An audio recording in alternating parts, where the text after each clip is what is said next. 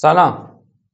میتونم بگم یکی از مهمترین بخش های لپتاپ باتری اونه. چرا؟ چون اگه لپتاپ باتری نداشته باشه خب میشه پی سی. لپتاپ من تقریبا 8 سال از عمرش داره میگذره و باتریش فرسوده شده.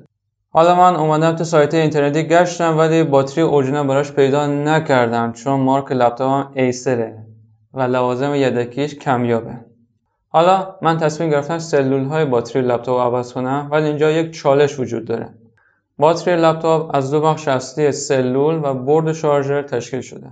بورد شارژر علاوه بر شارژ و دشارژ باتری، ظرفیت باتری، سیکل شارژ و یک سری پارامترهای دیگر رو که نمیدونم تو خودش ذخیره میکنه.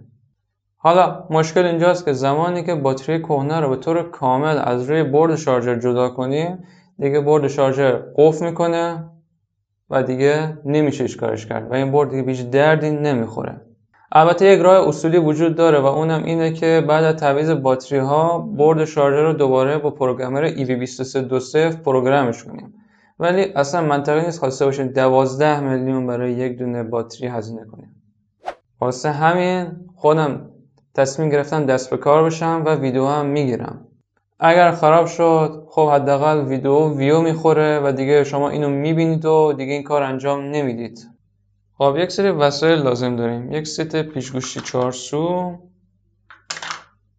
یه دونه پیچگوشتی برقی اینجا داریم که البته یکم بزرگه ولی خب دیگه همینو داریم.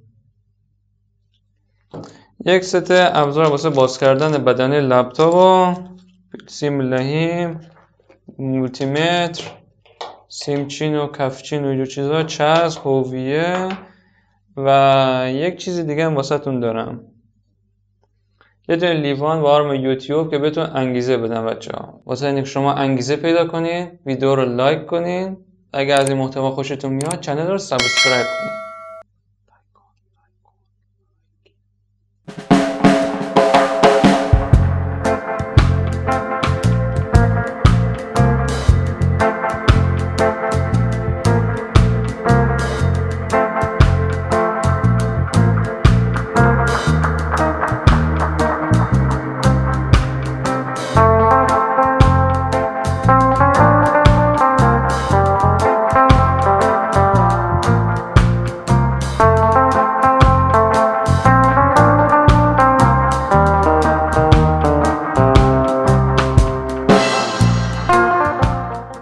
نکته مهمی که باید اینجا رعایت بشه اینه که ظرفیت باتری های قدیمی و جدید باید یکسان باشن و اینکه باتری های جدید با یک ترتیب مشخصی باید لحیم بشه و پس از اتمام کار باتری های قدیمی با یک ترتیب مشخصی از مدار حذف میشن.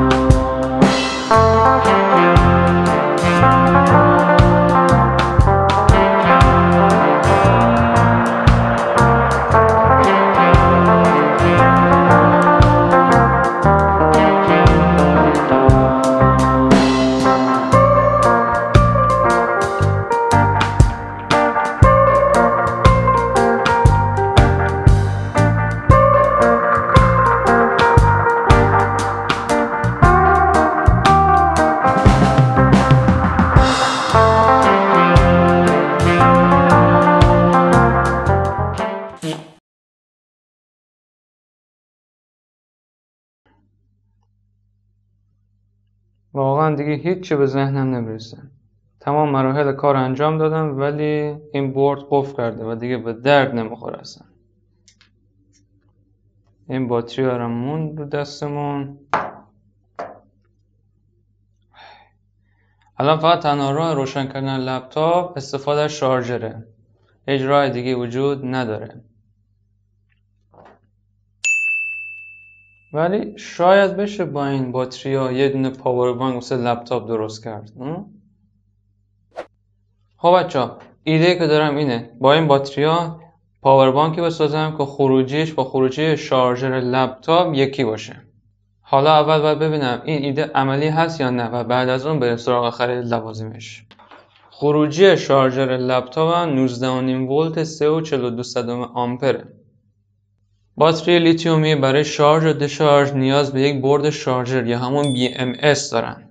این بورد کمک میکنه علاوه بر شارژ و دشارژ باتری از شارژ بیش از اندازه یا اوور دیسچارج باتری جلوگیری میکنه. اگر این نباشه عمر باتری خیلی زود تموم میشه یا حتی ممکنه باتری در اثر اوور شارژ بترکه. خب اول اصلا اینو باید وصل کنم.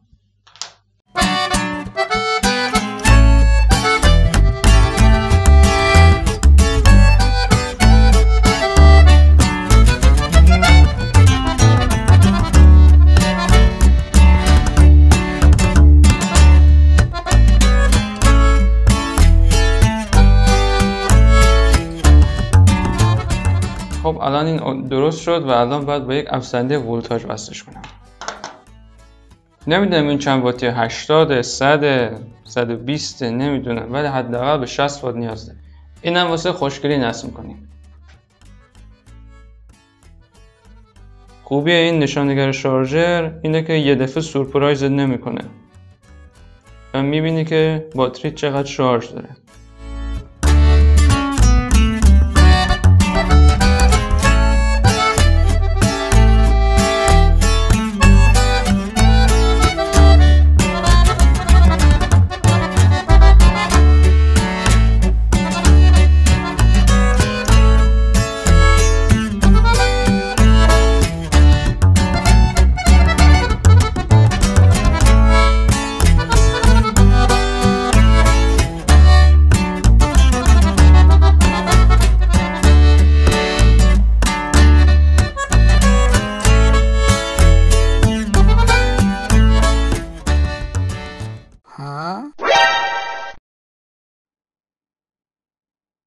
روشن نشد.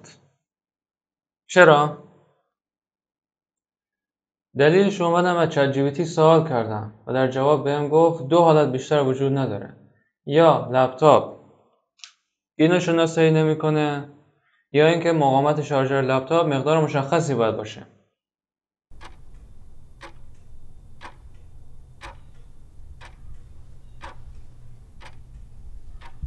مگه میشه شارژر لپتاپ با این فرق کنه؟ استانداردشون که یکیه. این تو این جا میشه ولی توی شارژر لپتاپ جا نمیشه. تنها یک راه فقط مونده که کاملا مطمئن بشم که این با کابل شارژر لپتاپ فرق میکنه و اونم اینه که کلا شارژر باز بشه و از کابلش استفاده بشه. ولی اصلا ایده خوبی نیست.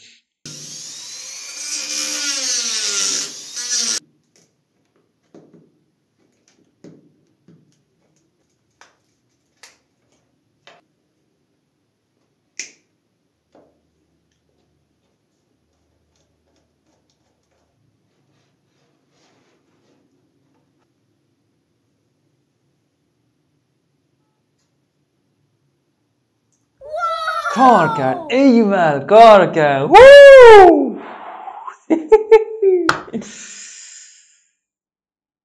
اصلا نیاز نبود باتری لپتاپ رو باز کنم. فقط کافی بود از چت جی پی تی سوال کنم تا بهم بگه مقاومت باتری های قدیمی و جدید با هم دیگه فرق میکنه و BMS بورد شارژر علاوه بر حالا پارامترهایی که اول ویدیو بهتون گفتم مقاومت باتری هم اندازه‌گیری میکنه.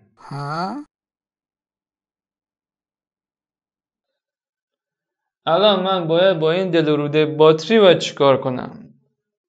منتظر قسمت بعدی باشین بچه‌ها. تو قسمت بعدی یه پاور بانک کامل واسهتون درست میکنم. آموزش ساخت کامل یک پاور بانک لپتاپ رو براتون توضیح میدم. تا قسمت بعدی دمتون گرم. خدا